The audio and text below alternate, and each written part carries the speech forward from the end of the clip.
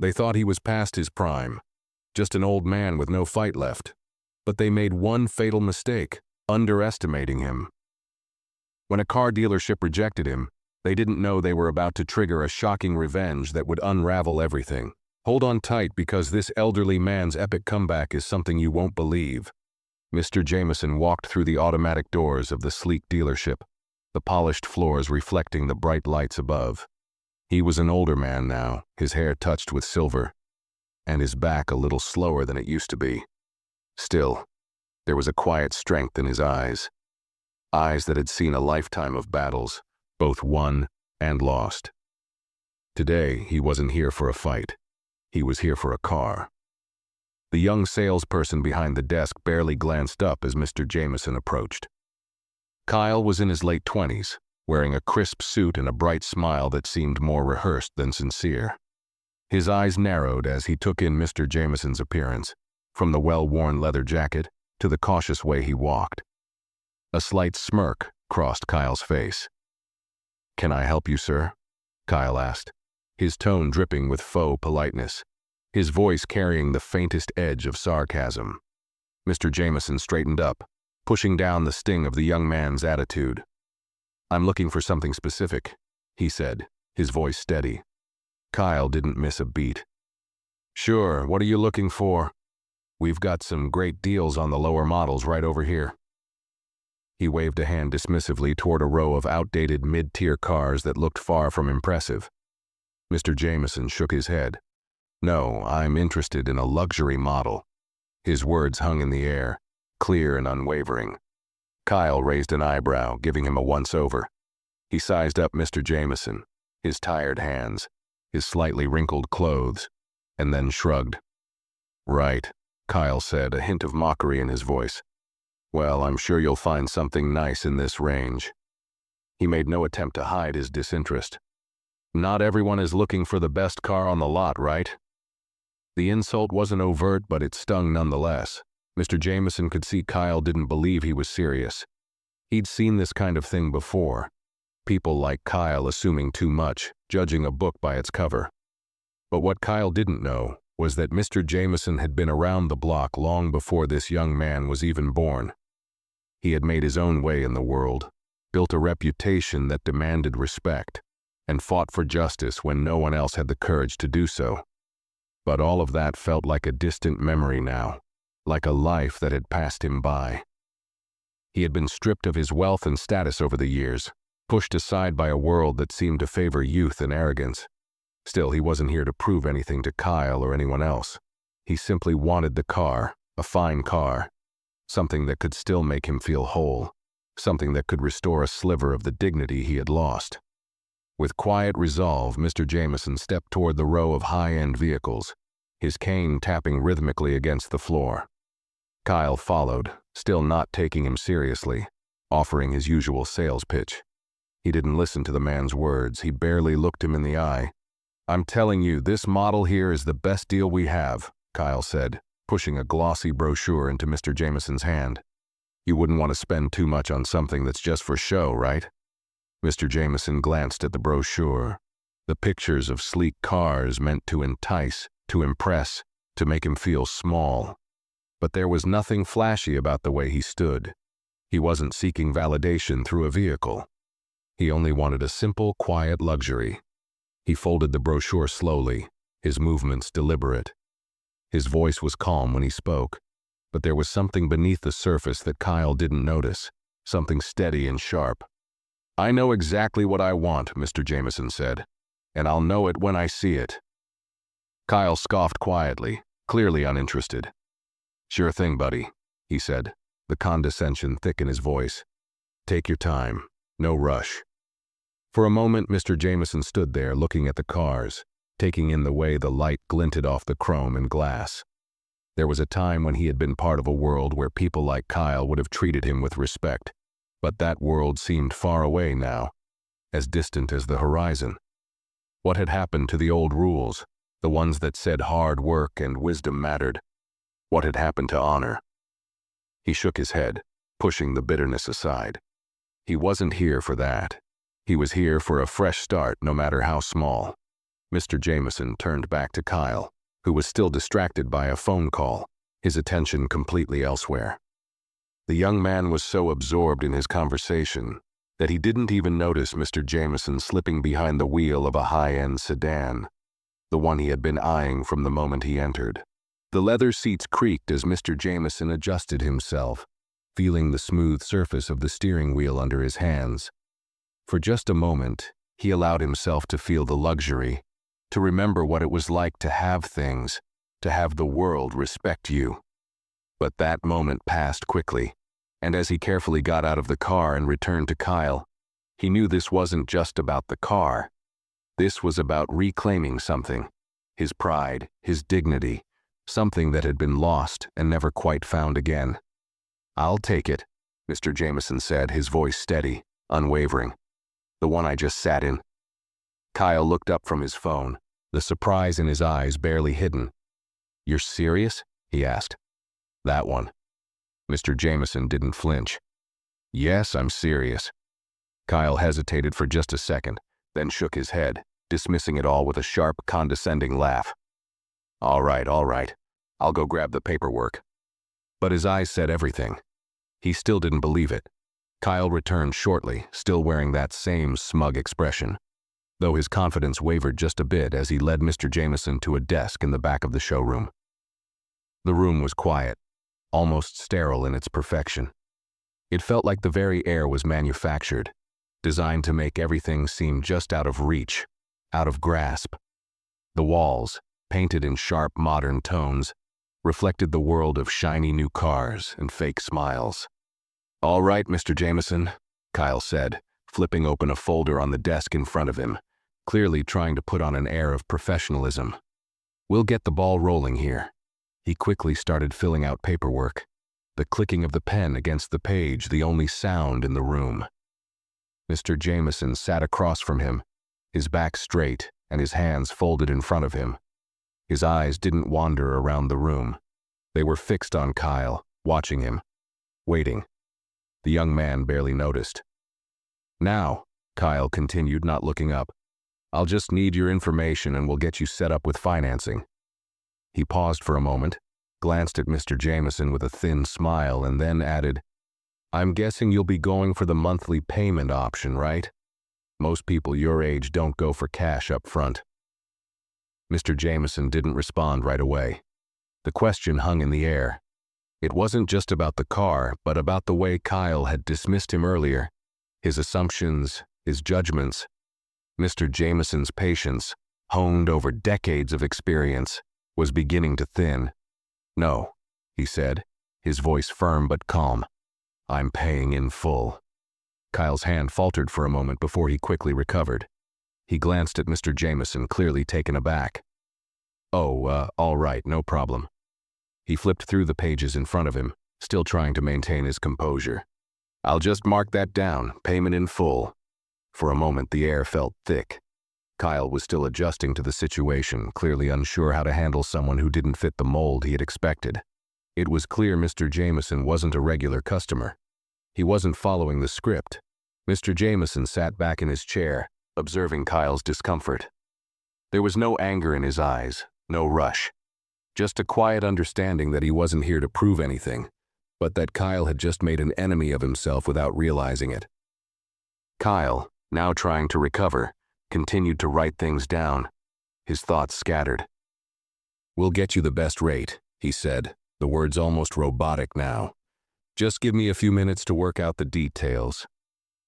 Mr. Jameson nodded slowly, his hands still folded in front of him. His mind wasn't on the paperwork in front of him, but on the young man who thought he had all the answers. He thought back to his years as a lawyer, to all the times he had fought for something bigger than himself, when people like Kyle had underestimated him and his abilities. It wasn't about the car. It never had been. The silence between them stretched, but it wasn't uncomfortable for Mr. Jameson. He was used to silence.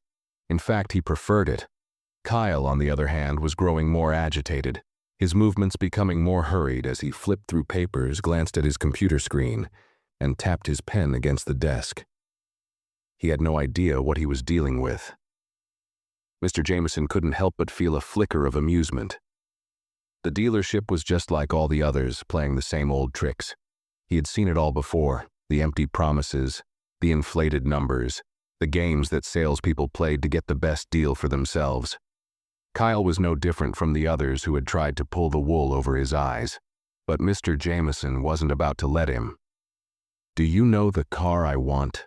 Mr. Jameson asked suddenly, his voice cutting through the quiet like a knife. Kyle blinked, looking up from his paperwork, his confusion evident. "Excuse me?" "The car I want," Mr. Jameson repeated.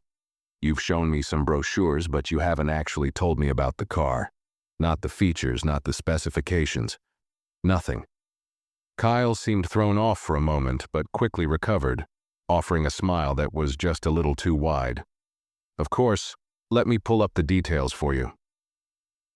For the first time since Mr. Jameson had entered the dealership, Kyle finally started to speak about the car. He rattled off a few features, nothing of any real importance, just the standard spiel. But it was clear he was still distracted, trying to hurry through the process to get Mr. Jameson out the door and move on to the next customer. But as Kyle spoke, Mr. Jameson's mind wasn't on the car. It was on something much bigger, something more important. He thought about the years he had spent fighting for what was right, the battles he had fought in courtrooms, the injustices he had seen in the world. He remembered the people who had called him a fool, the ones who thought he was past his prime, who had underestimated him. Mr. Jameson was no fool. He knew exactly what was going on here, and he wasn't about to let it slide. The young man across from him was part of a system, one that preyed on people like Mr. Jameson, people who had been forgotten, pushed aside, and dismissed. But he wasn't going to be dismissed today. With every word Kyle said, Mr. Jameson's resolve grew stronger. He wasn't just here for the car. He was here to show Kyle, show them all, that a man's worth wasn't measured by his age or the way he looked. It was measured by his actions, by his integrity, and Mr. Jameson still had plenty of both left. "So, when can I expect the paperwork to be ready?" Mr. Jameson asked, his voice steady and confident, as Kyle fumbled through his documents, unsure of what to say next. It was clear to both of them now. This wasn't just another sale. It was something much more personal. And Mr. Jameson was only getting started. Kyle shifted uncomfortably in his seat, the air between him and Mr. Jameson now heavy with unspoken tension. He cleared his throat, trying to shake off the discomfort. Yeah, I'll just have everything ready in a minute," he said, his voice a little too high-pitched for comfort. He picked up the phone on his desk and dialed a number, muttering something under his breath about preparing the documents. Mr. Jameson watched him closely, every movement under his scrutiny. It wasn't just the dealership that had caught his attention. It was the way Kyle handled the situation, the thin veneer of professionalism hiding his true feelings of superiority. The young man clearly thought he had everything under control, but Mr. Jameson could see through it. He knew exactly what kind of game was being played here, and it wasn't going to end the way Kyle expected.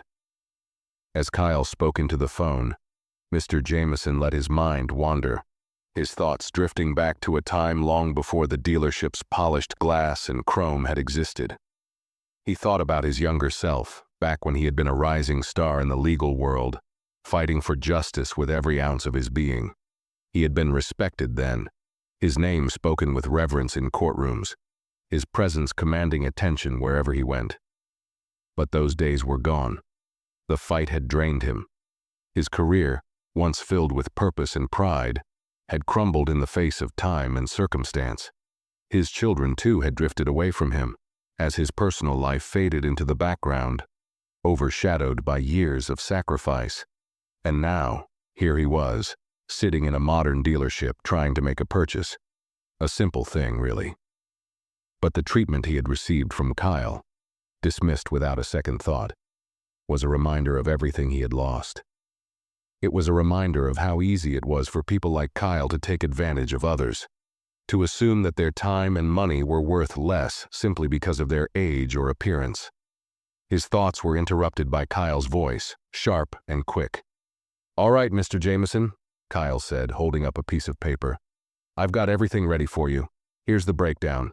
This is the price, and these are the monthly payments if you decide to go that route." He slid the sheet of paper across the desk, a half-smile still plastered on his face. Mr. Jameson glanced at the numbers, his eyes flicking over the inflated prices and hidden fees. He had seen enough in his time to recognize a scam when it was laid out in front of him. The numbers didn't add up, and the fine print was designed to trap unsuspecting buyers into paying far more than they had bargained for. He picked up the paper slowly, pretending to study it, but in reality his mind was already working. He had been through countless negotiations, countless contracts in his life. He knew how to read between the lines, how to spot the tricks before they were even offered. After a long moment, he looked up at Kyle, who was waiting, his hands clasped in front of him, ready to move on to the next step. But Mr. Jameson wasn't ready to let this go.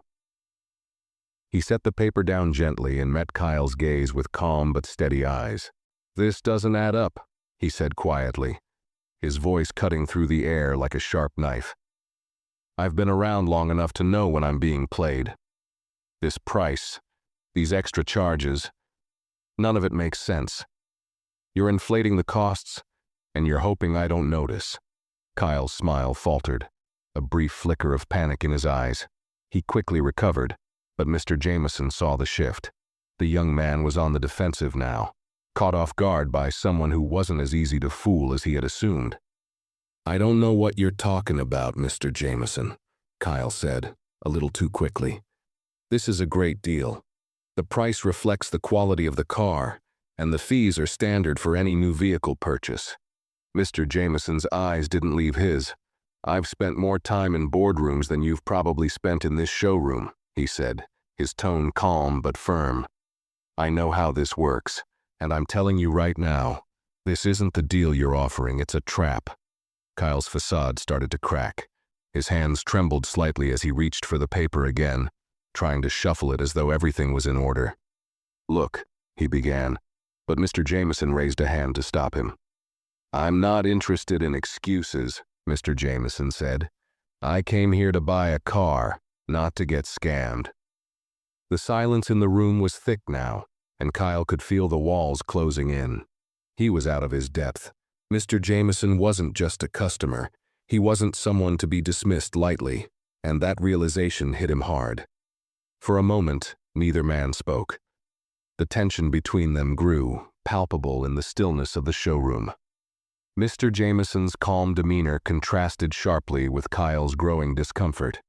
The young man could feel the weight of his mistake hanging over him, and it was beginning to sink in that he had underestimated his customer. After what felt like an eternity, Kyle finally spoke, his voice much less sure than before. "All right, He stopped, fumbling for the right words. "I'll have my manager take another look at the price. Just give me a minute." Mr. Jameson didn't answer immediately. Instead, he leaned back in his chair, folding his hands together. He was patient, waiting for Kyle to realize just how much trouble he had gotten himself into. This wasn't about a car. It wasn't even about the money. It was about respect.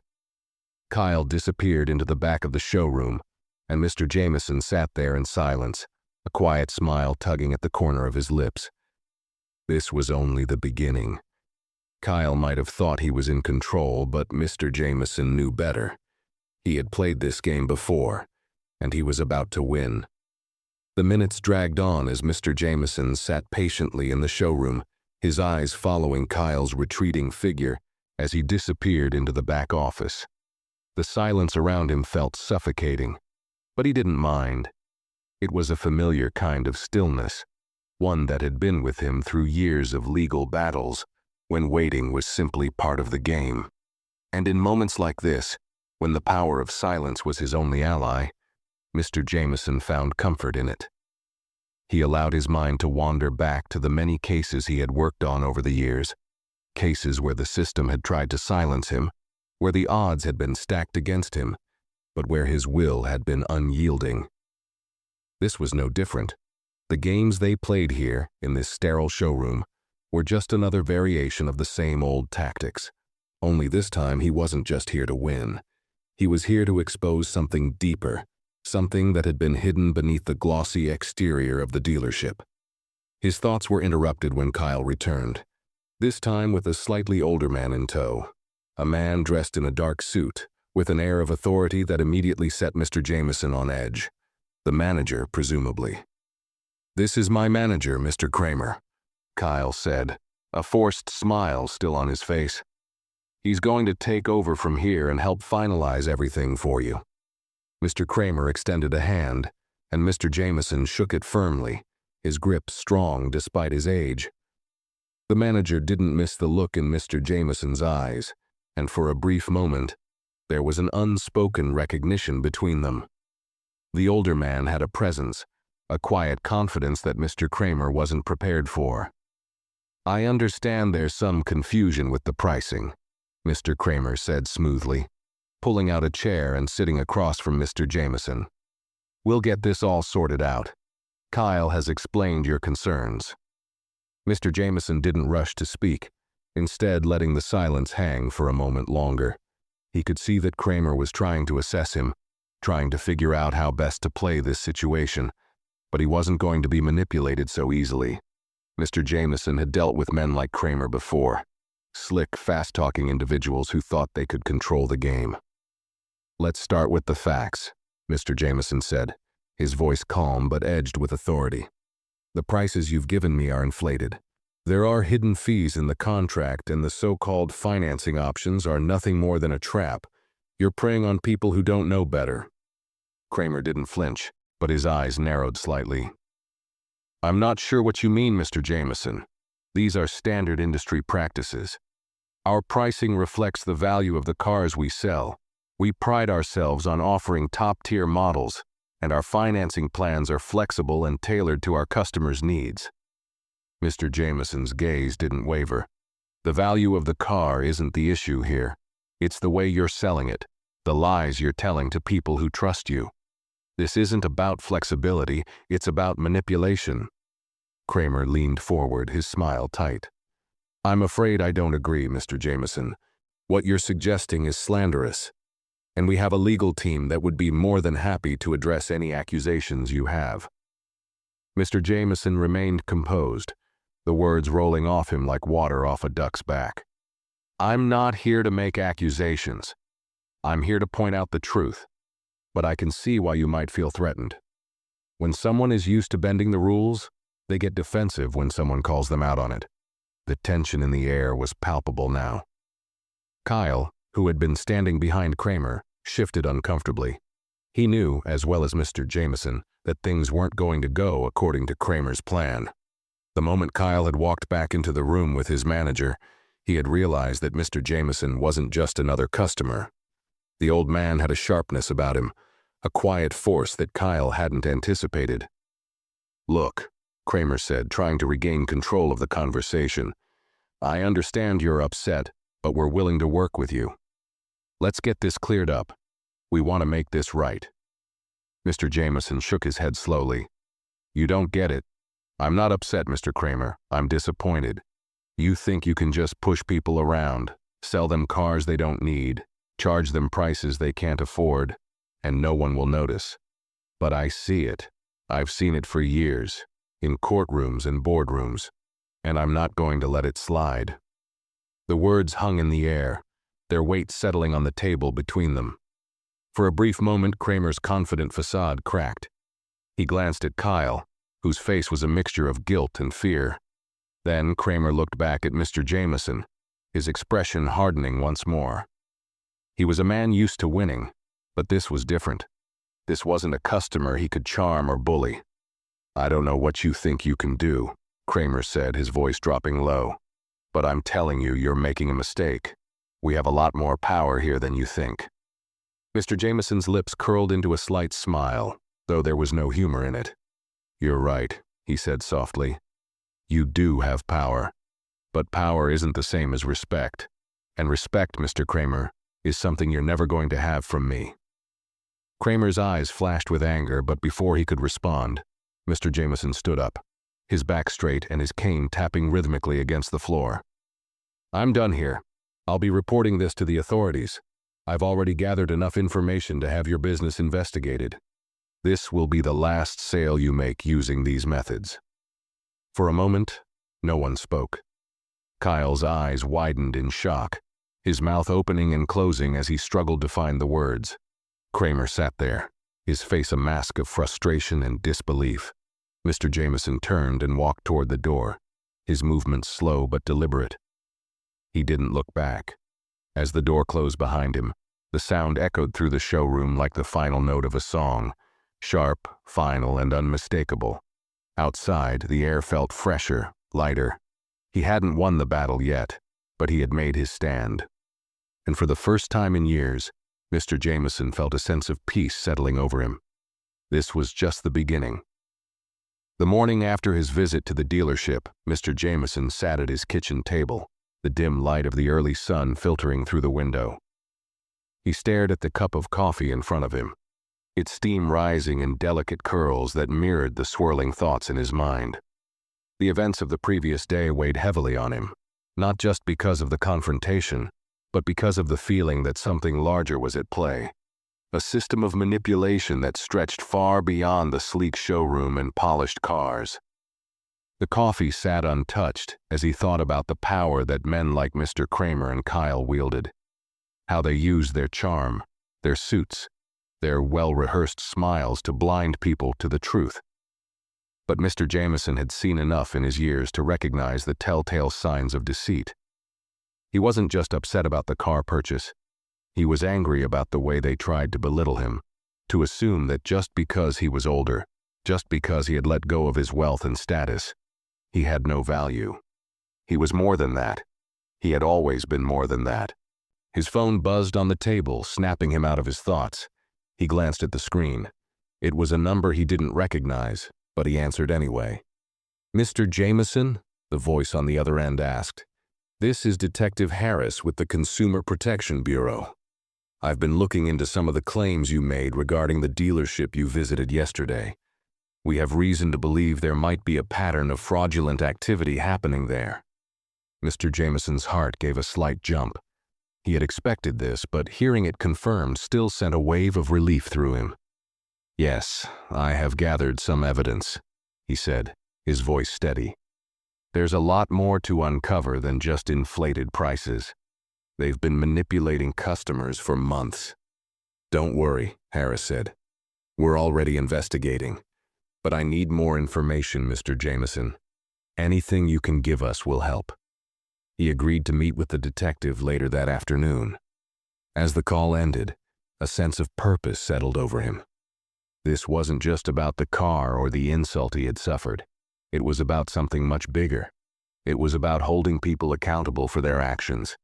It was about making sure that those who used their power to take advantage of others didn't get away with it. Not on his watch. The rest of the morning passed in a blur. Mr. Jameson gathered his notes, reread the evidence he had collected, and made sure everything was in order.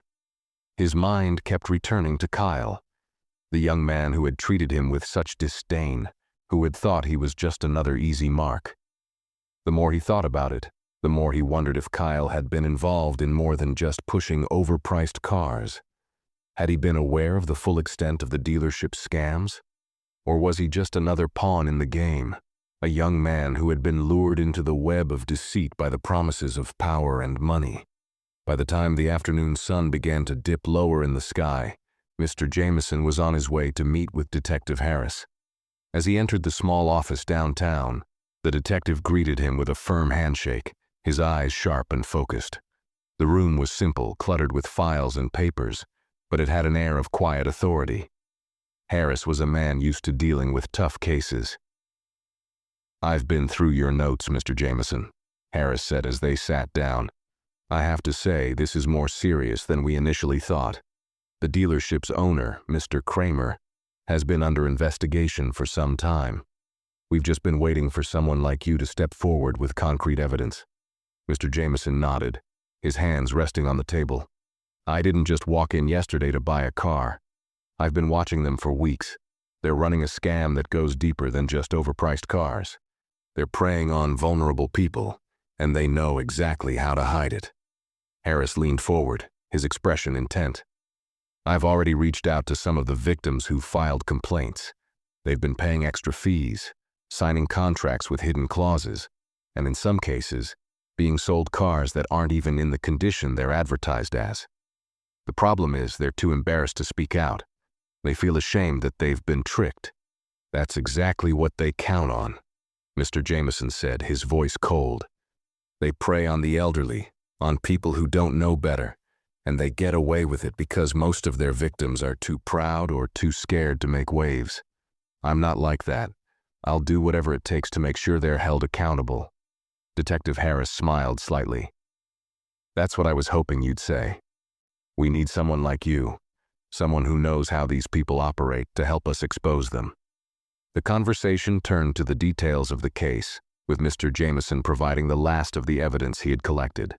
They discussed possible ways to bring the dealership down, to get the word out to other victims who had been too afraid to speak up. As the meeting wrapped up, Harris gave him a reassuring nod. "We'll be in touch," he said. "In the meantime, we'll continue our investigation.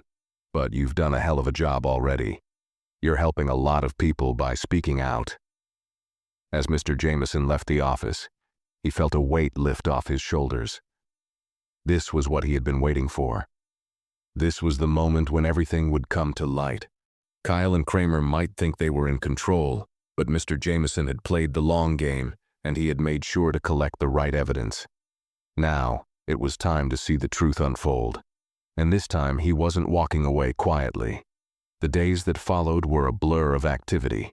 Mr. Jameson spent his time working closely with Detective Harris, helping to tie up the last few loose ends of the case against the dealership. As the investigation progressed, more victims came forward, each one adding a piece to the growing puzzle of deceit and corruption that had been hidden behind the glitzy facade of the dealership. The more he uncovered, the more disgusted he became with the system that allowed people like Mr. Kramer and Kyle to prey on those who were too afraid or too embarrassed to fight back. The breakthrough came when a former employee of the dealership reached out to Mr. Jameson. Her name was Emily, a young woman who had worked in the finance department before quitting in disgust. She had witnessed firsthand the manipulation of customers, the lies that were built into the contracts, and the underhanded tactics that had become standard practice at the dealership. She had tried to blow the whistle while she was still employed there, but her concerns had been dismissed, and she had been silenced by threats of losing her job. After leaving the dealership, she had tried to put the past behind her, but she couldn't ignore the guilt that had been eating at her. Emily was terrified of the consequences of speaking out, but she had made the decision to come forward after hearing about the investigation. Mr. Jameson listened carefully as she shared what she knew. Her testimony was a game changer. She had worked in close quarters with Kyle and had seen him manipulate the paperwork, altering numbers, inflating prices, and hiding fees from customers. She confirmed everything Mr. Jameson had suspected. With Emily's statement in hand, Detective Harris was able to get a warrant for the dealership's financial records. What they found sent shockwaves through the investigation. Mr. Kramer's dealership was a front for a much larger network of fraud, stretching across multiple locations in the city. The dealership had been laundering money through inflated car prices and charging unsuspecting customers for services they never received. The more the authorities dug into the records, the clearer it became that this wasn't just a simple case of bad business practices. It was a criminal enterprise that had been operating under the radar for years. The weight of what was happening sank in for Mr. Jameson, but he kept his focus. This wasn't about getting revenge anymore. It was about ensuring that those who had been hurt by Kramer's operation got the justice they deserved. And it wasn't just about the elderly or the vulnerable. It was about holding powerful people accountable for their actions, no matter how deeply they tried to bury their crimes. As the investigation gained momentum, Mr. Jameson's role began to shift. He was no longer just a witness. He was a key player in bringing down the entire operation. His quiet determination had sparked something much larger than he could have ever imagined. The media began to take notice as more details leaked out about the dealership's practices. The public's anger grew as they learned of the widespread deception, and soon Kramer's empire was crumbling. But there was still one question hanging in the air. What about Kyle? Mr. Jameson couldn't shake the feeling that the young man was more than just a pawn in Kramer's game. He had seen the flickers of doubt in Kyle's eyes, the uncertainty that had crept in when Mr. Jameson had confronted him at the dealership. Despite his initial arrogance, Kyle had seemed to question his own actions, as though he knew deep down that he was on the wrong side of this fight. The thought gnawed at Mr. Jameson, but he pushed it aside for the moment. This was bigger than just one person. The damage that had been done needed to be addressed, and the truth needed to come out. Weeks passed, and as the investigation neared its conclusion, the pressure mounted on Mr. Kramer and his operation. Detective Harris had arranged for a series of raids on several of the dealership's other locations, and the police began to close in. The walls were closing in on Kramer, and soon enough, he would have no place to hide.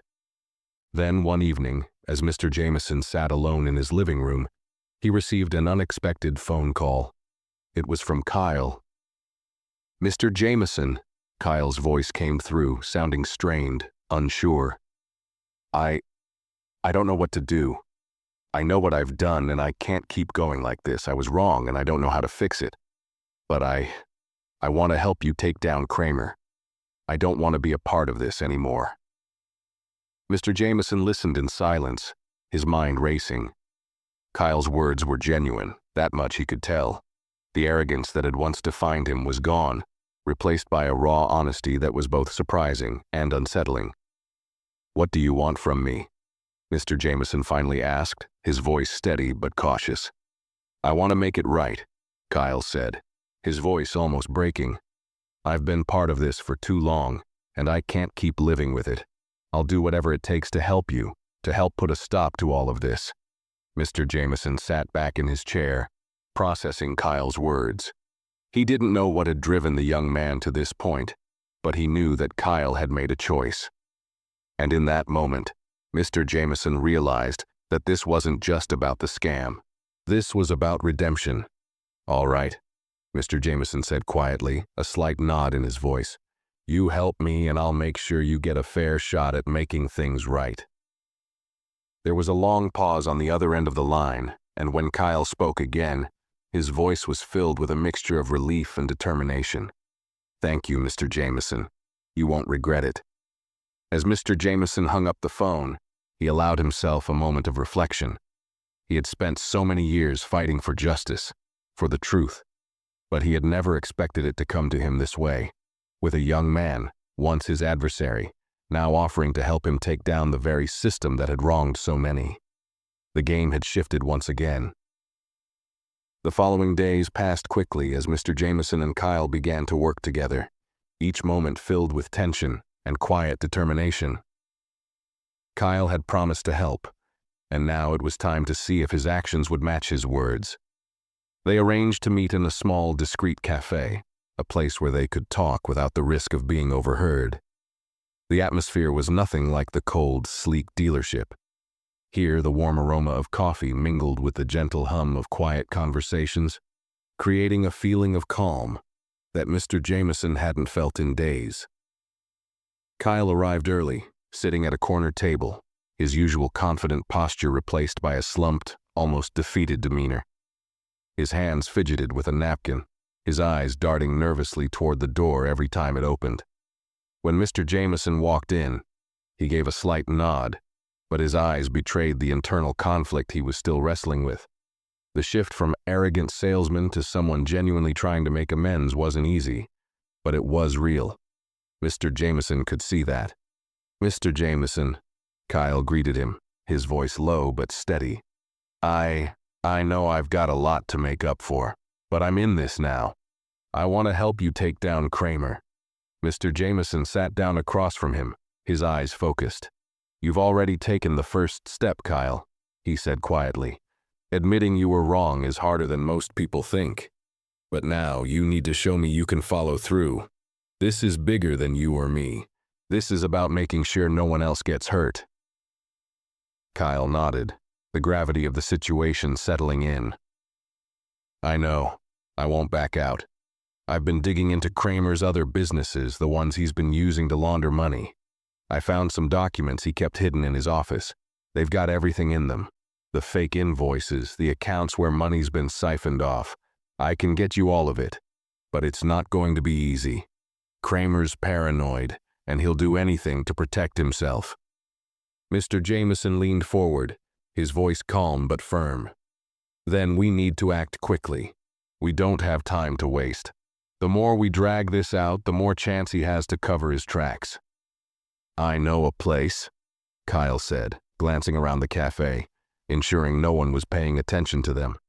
It's a storage unit, part of one of Kramer's side operations.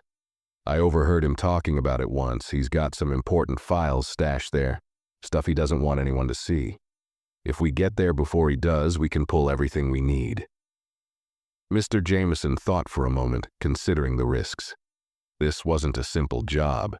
Getting to Kramer's secret files meant breaking into a location tied to a criminal network. They'd be putting themselves at risk, not just from Kramer, but from everyone who worked for him. But this was the only shot they had at exposing the truth.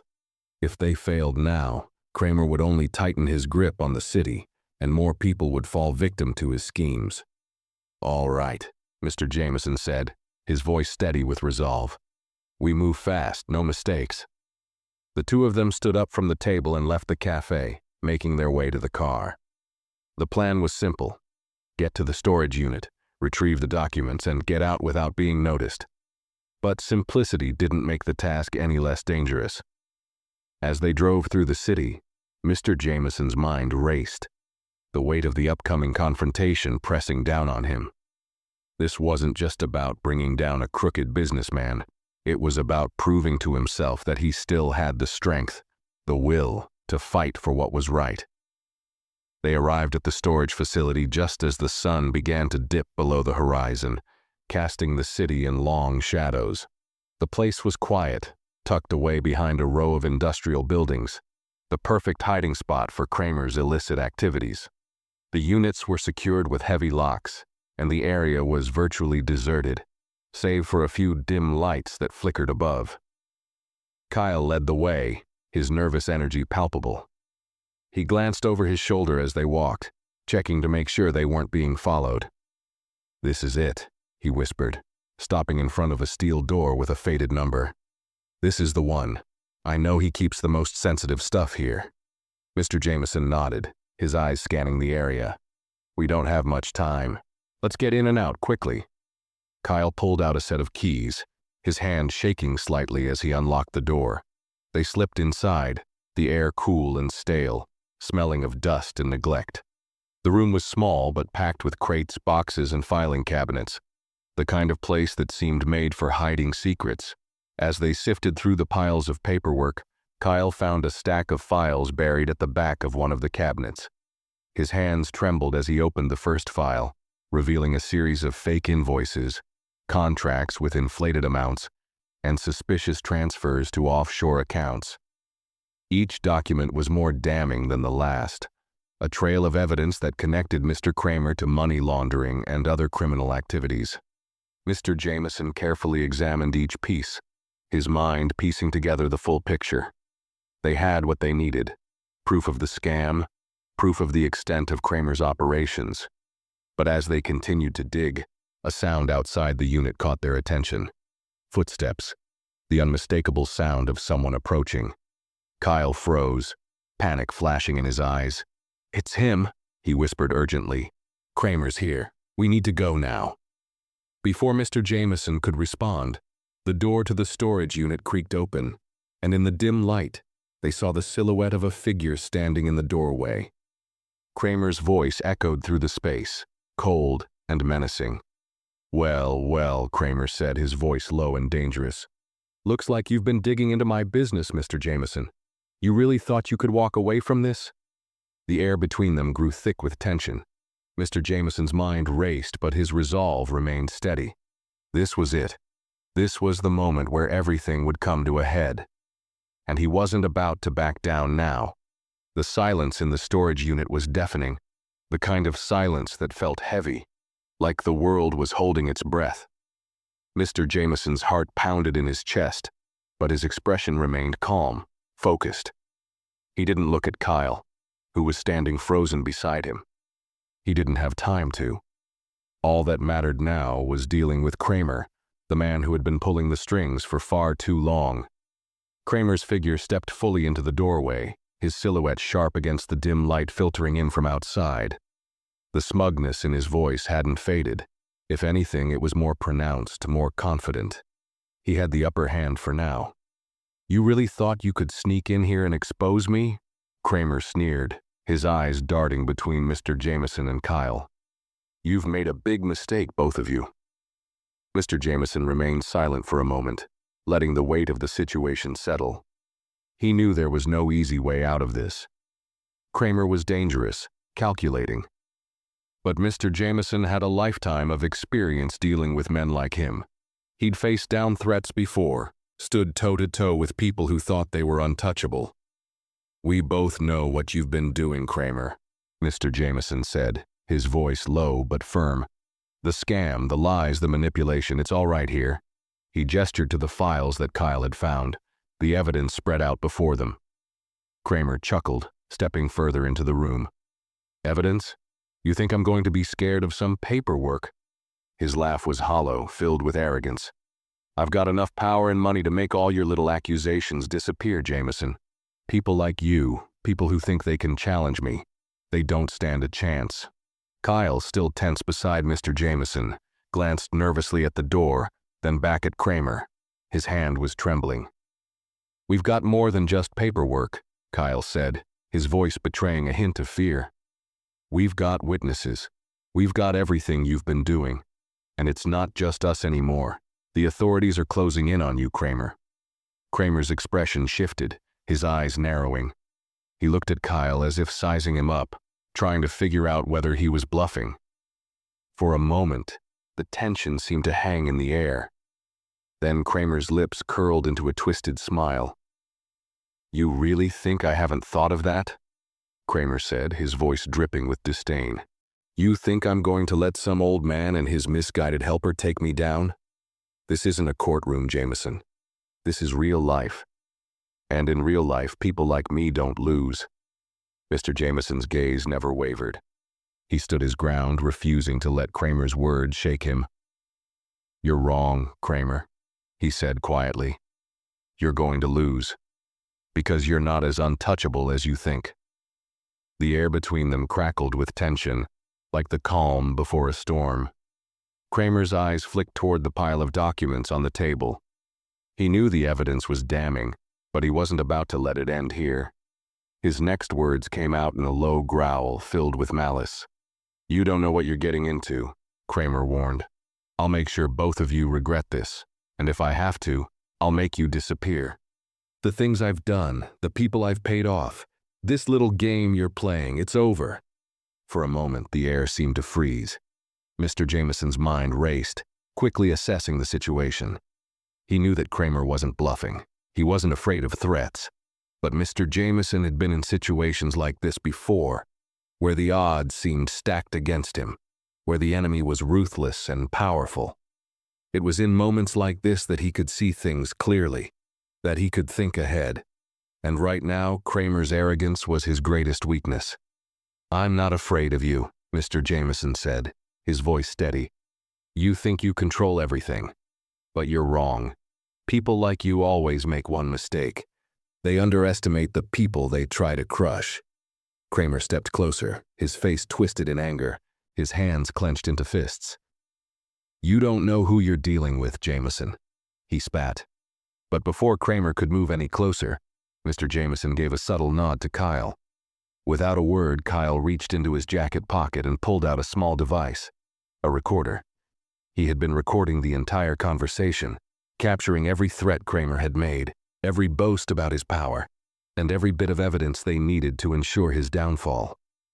The look on Kramer's face shifted, his smug expression replaced by a flicker of panic as the realization dawned on him. You've been recording this?" Kramer stammered, his confidence faltering for the first time. "You can't—" But Mr. Jameson cut him off, his voice unwavering. "It's too late for that, Kramer. We've got everything we need.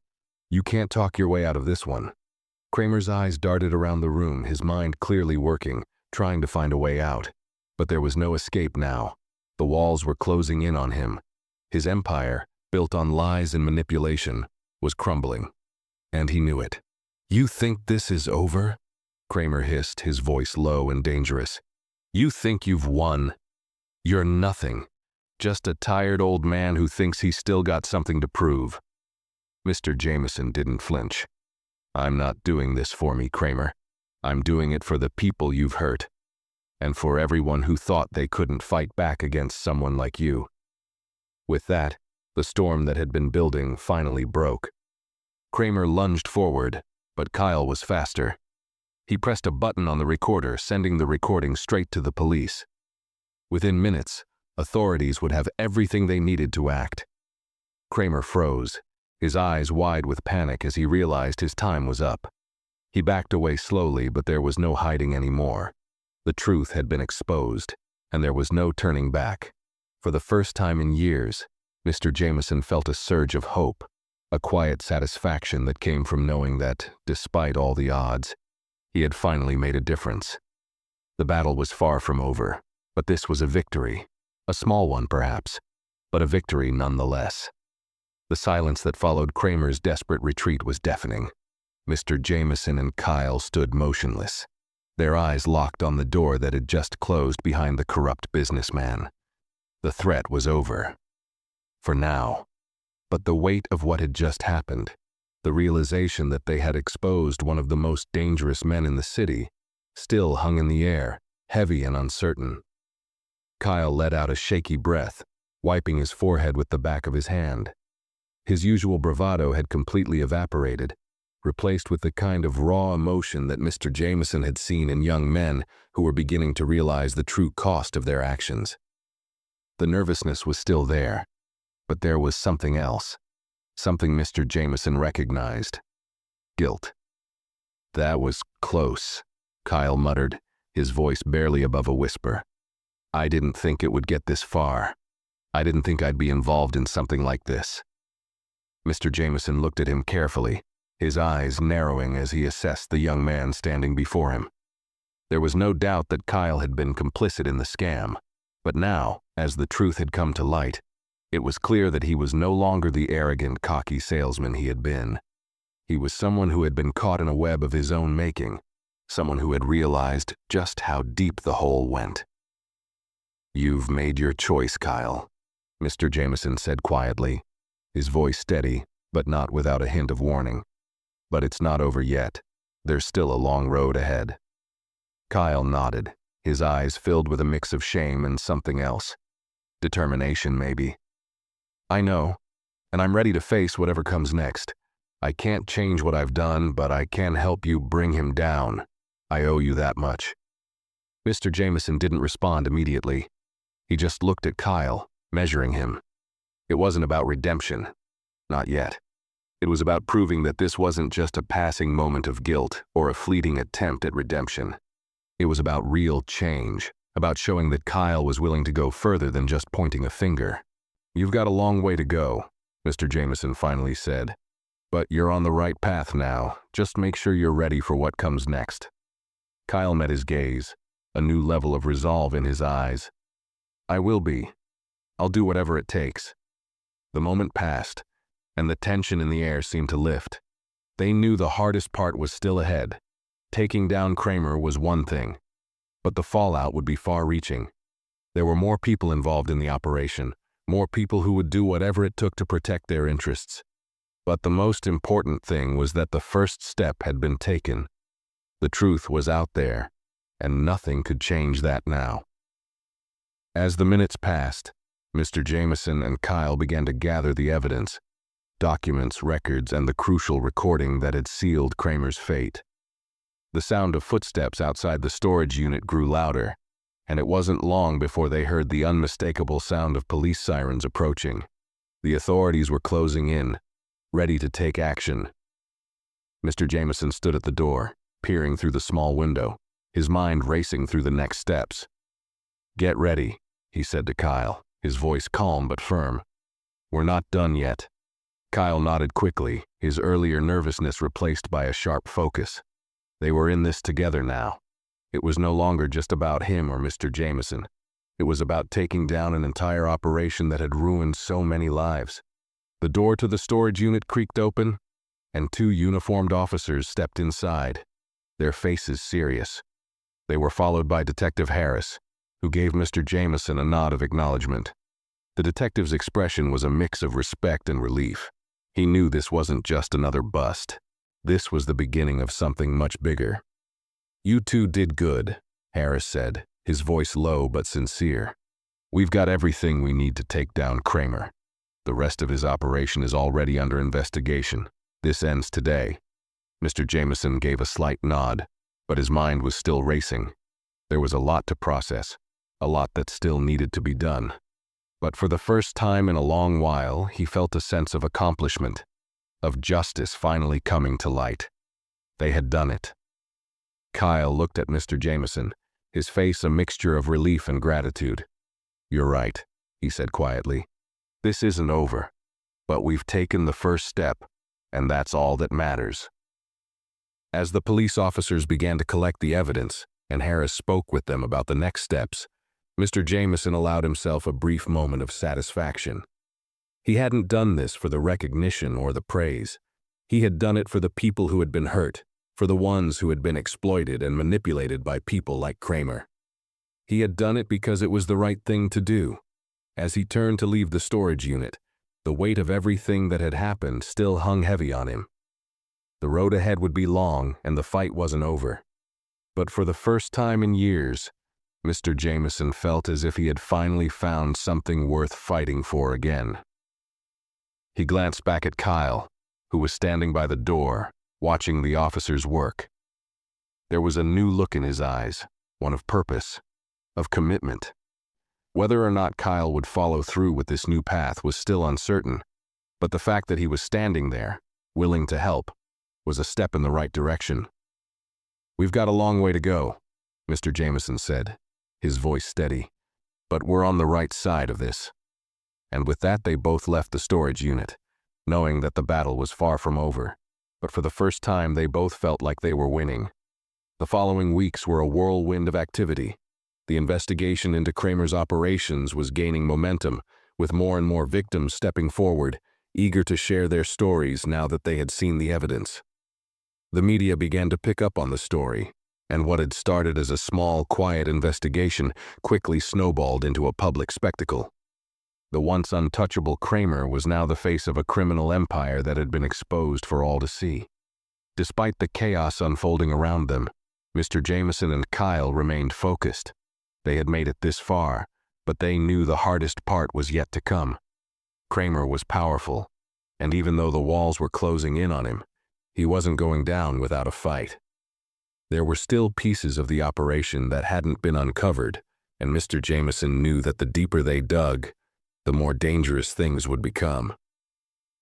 One afternoon, as Mr. Jameson sat at his kitchen table reviewing the latest documents from the authorities, his phone rang.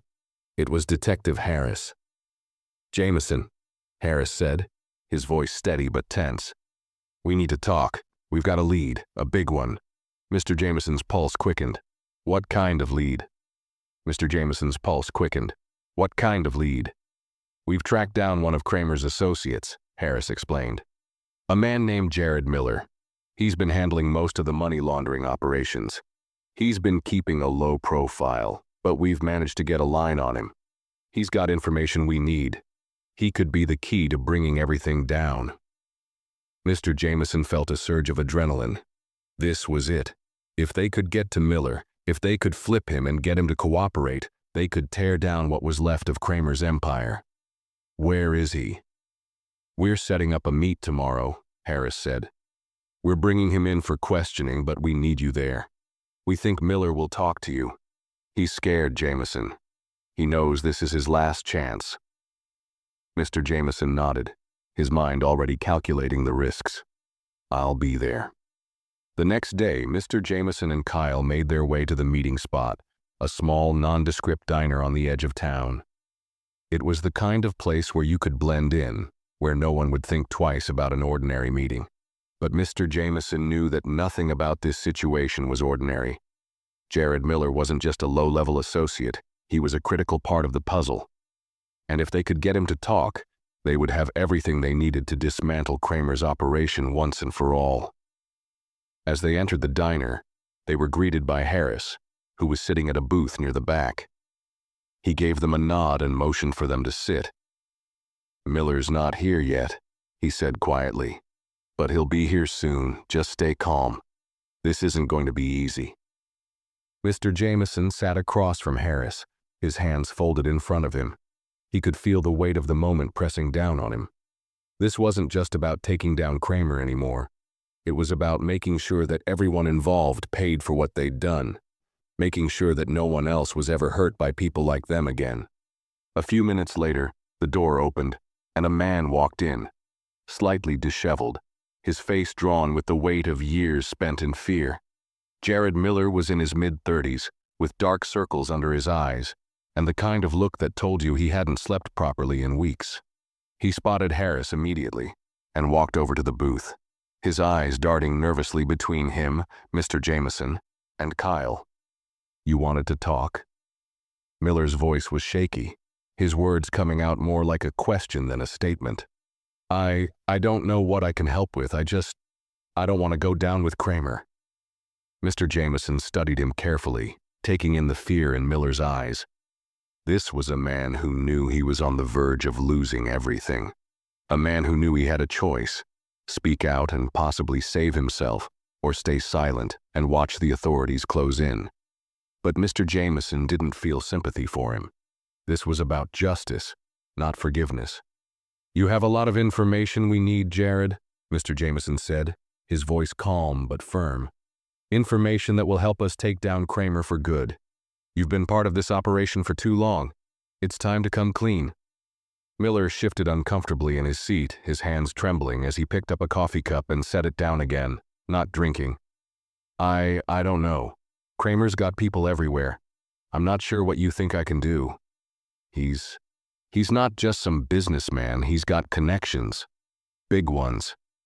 Mr. Jameson leaned forward slightly. "We already know who Kramer is, Jared. We know what he's capable of. But what you don't understand is that right now, you have the power. If you help us, you'll walk away from this. If you stay silent, you'll go down with him. This is your last chance." Kyle watched the exchange closely, his eyes flicking between Mr. Jameson and Miller. He could see the struggle in the man's face, the internal battle between fear and the desperate desire to escape the life he'd built around Kramer's operation. Miller's gaze finally shifted, meeting Mr. Jameson's eyes. There was a brief moment of silence, and then quietly he spoke. "I don't want to be part of this anymore," Miller whispered. "I never wanted it to go this far. Kramer, he has more on me than I can ever repay. But you're right. I'm tired.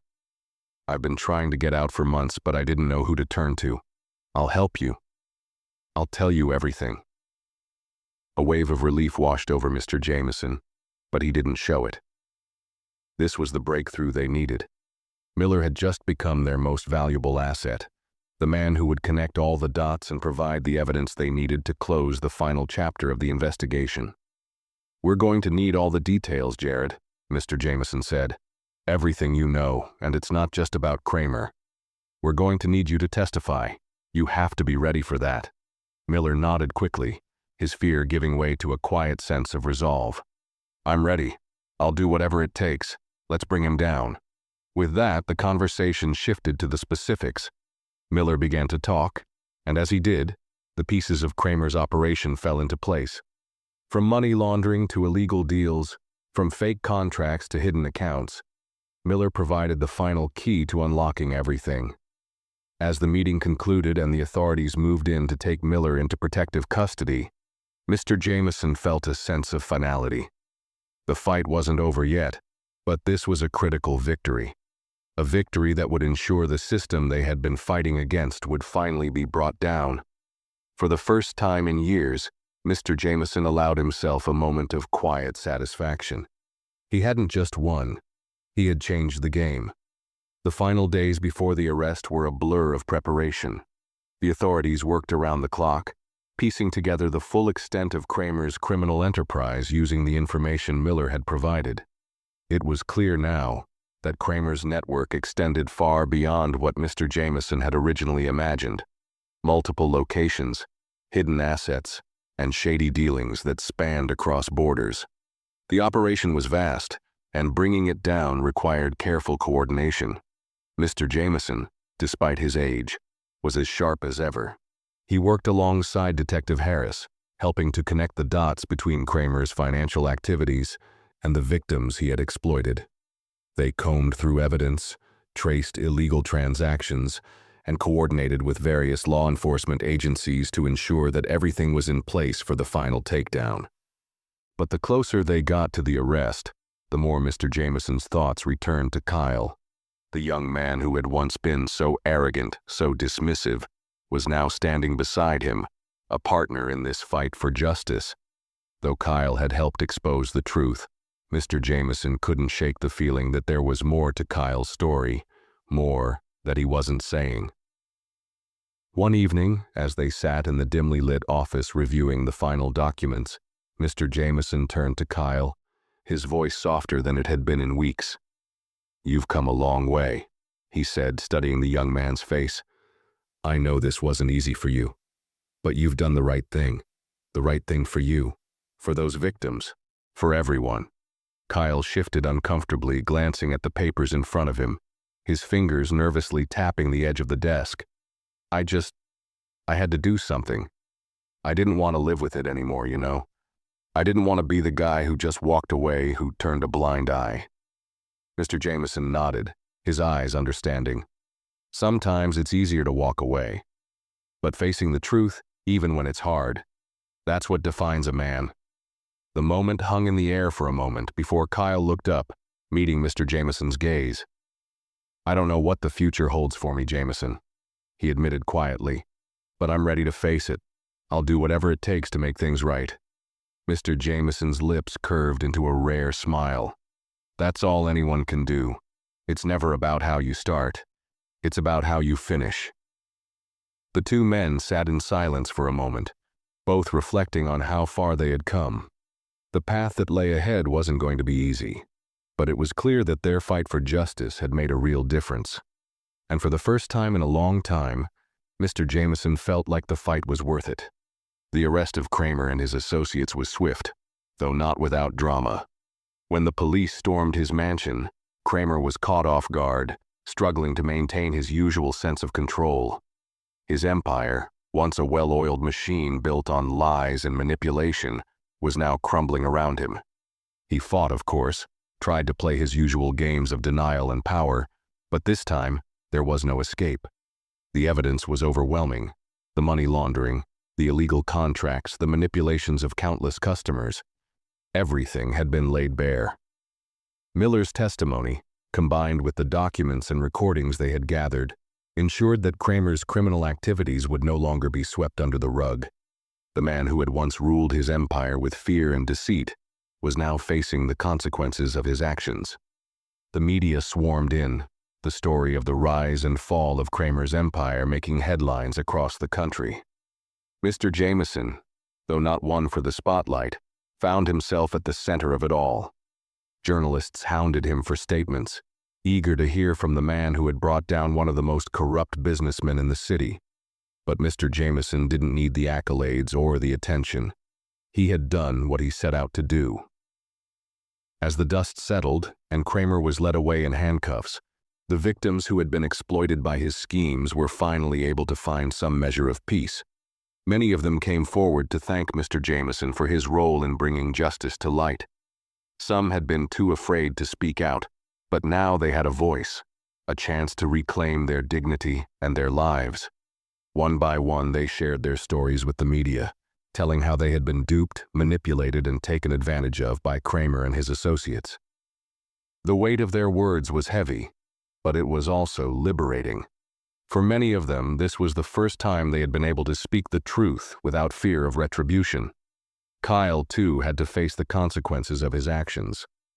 Though he had cooperated fully with the authorities, He knew that his involvement in Kramer's operation would follow him for the rest of his life. But as he worked alongside Mr. Jameson, helping the authorities with the final pieces of the investigation, he began to understand the gravity of what he had done, and the responsibility he now carried to ensure it never happened again. In the weeks that followed, Mr. Jameson spent his days in quiet reflection. He had done what he had set out to do. He had exposed the truth, helped bring justice to those who had been hurt, and made sure that the corrupt men who thought they were untouchable had been held accountable. But more than that, he had found a new sense of purpose. In helping Kyle find redemption, in working alongside the victims who had suffered, he realized that this fight, this relentless pursuit of justice, wasn't just about righting wrongs from the past. It was about giving people hope for the future. It was about showing that no one was too small, too insignificant, to stand up against the powers that tried to crush them. As the sun set on the final chapter of this battle, Mr. Jameson stood at his window, watching the fading light. The fight was over, but his journey wasn't. And for the first time in years, he felt something he hadn't felt in a long time. Peace. The battle for justice had been won, and that was all that mattered.